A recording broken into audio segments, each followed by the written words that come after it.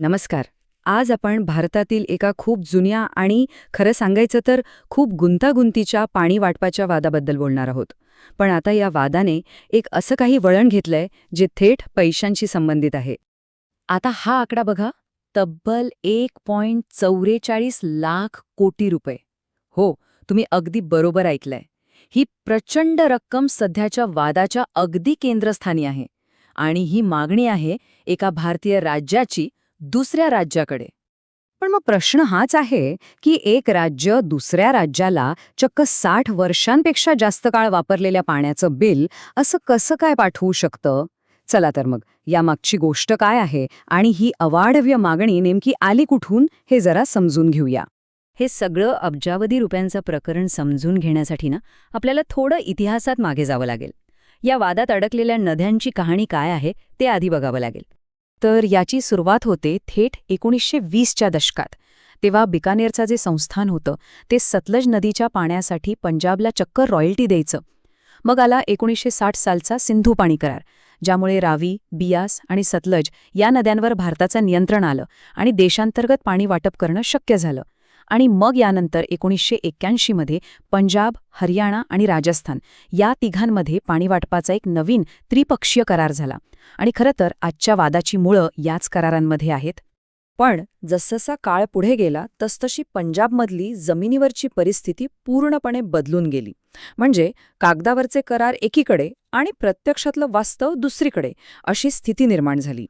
म्हणजे झालं काय की आज पंजाब एका मोठ्या जलसंकटातून जातोय. तिथली भूजल पातळी इतकी खाली गेली आहे की चिंता वाटावी. त्यातच भात आणि गहू यांसारखी पिकं ज्यांना प्रचंड पाणी लागतं, त्यामुळे पाण्याची मागणी खूप वाढली आहे. नद्यांमधला प्रवाहही कमी झालाय आणि ह्या सगळ्याचा परिणाम म्हणजे पाण्यावर प्रचंड ताण आलाय. त्यामुळेच साहजिकच पंजाबला आपल्या पाणी वाटपाच्या जुन्या करारांवर पुन्हा विचार करणं भाग पडलं. आणि याच मुद्द्यावर रिपेरियन तत्त्व नावाचा एक महत्त्वाचा कायदेशीर मुद्दा पुढे येतो. आता हे काय आहे? तर अगदी सोप्या भाषेत सांगायचं तर ज्याची जमीन नदीच्या काठाला आहे त्या नदीच्या पाण्यावर त्याचा नैसर्गिक हक्क असतो. पंजाबचा नवीन युक्तिवाद नेमका याच तत्वावर आधारित आहे. ते म्हणतात की आम्ही नदीच्या खोल्यातलं राज्य आहोत, त्यामुळे पाण्यावर आमचा पहिला हक्क आहे. आता 1981च्या करारातली ही गंमत बघा. राजस्थान जे एक नॉन रायपेरियन राज्य आहे, म्हणजे काय तर या नद्या त्याच्या हद्दीतून वाहतच नाहीत. तरीही पाण्यापैकी सगळ्यात मोठा वाटा म्हणजे तब्बल 8.6 दशलक्ष एकरफूट पाणी राजस्थानला मिळालं. तर मग वादाचा मूळ मुद्दा आता आपल्या लक्षात आला असेल. एका बाजूला आहे पंजाब, जो रिपेरियन तत्वाचा आधार घेत म्हणतोय की पाणी आमचे, आणि दुसऱ्या बाजूला आहे राजस्थान, जो 1981च्या त्या आंतरराज्य कराराचा दाखला देतोय, ज्यानुसार त्यांना सर्वात जास्त पाणी मिळालं. म्हणजे ही लढाई आहे एका कायदेशीर तत्वाची विरुद्ध एका बंधनकारक ऐतिहासिक कराराची.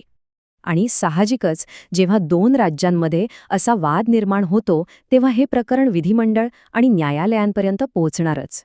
पाहूया या कायदेशीर लढाईत पुढे काय झालं. ही एक मोठी कायदेशीर रस्सीखेच ठरली. बघा, 2004 मध्ये पंजाबनी एक कायदाच पास केला, Punjab termination of agreements act. आणि हा कायद्याचा उद्देश एकच होता, पाणी वाटपाचे सगळे करार एकतर्फी रद्द करून टाकणे. पण मग हे प्रकरण गेलं सर्वोच्च न्यायालयात आणि 2016 मध्ये कोर्टाने स्पष्ट केलं की असं एकतर्फी कुठलंही राज्य आंतरराज्य करार रद्द करू शकत नाही.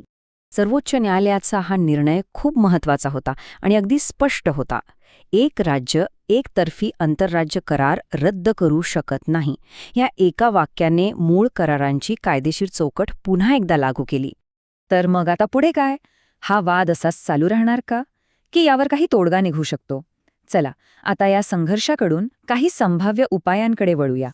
तज्ज्ञांच्या मते यावर अनेक बाजूंनी विचार करावा लागेल. एकतर सर्वोच्च न्यायालय किंवा रावी बियास न्यायाधिकरण यांसारख्या घटनात्मक संस्थांमार्फत यावर तोडगा काढला जाऊ शकतो. दुसरं म्हणजे राज्यांनी एकमेकांशी भांडत बसण्याऐवजी एकत्र येऊन नदीखोऱ्याच्या पातळीवर जलव्यवस्थापन करणं खूप गरजेचं आहे. याशिवाय पंजाबमध्ये जास्त पाणी लागणाऱ्या पिकांऐवजी पीक विविधतेला चालना देणं आणि सिंचनाच्या आधुनिक कार्यक्षम पद्धती वापरणं हे देखील खूप महत्त्वाचे उपाय आहेत. ह्या सगळ्या गोष्टी एकत्र आल्या तरच एक शाश्वत तोडगा निघू शकतो. आणि हा सगळा वाद आपल्याला एका खूप मोठ्या आणि मूलभूत प्रश्नासमोर आणून उभा करतो. आजच्या हवामान बदलाच्या युगात जिथे पाणी दिवसेंदिवस दुर्मिळ होत चाललंय, तिथे एखाद्या नदीवर खऱ्या अर्थाने हक्क कोणाचा असतो? हा एक प्रादेशिक वाद असला तरी तो आपल्याला एका जागतिक आव्हानाबद्दल विचार करायला भाग पाडतो.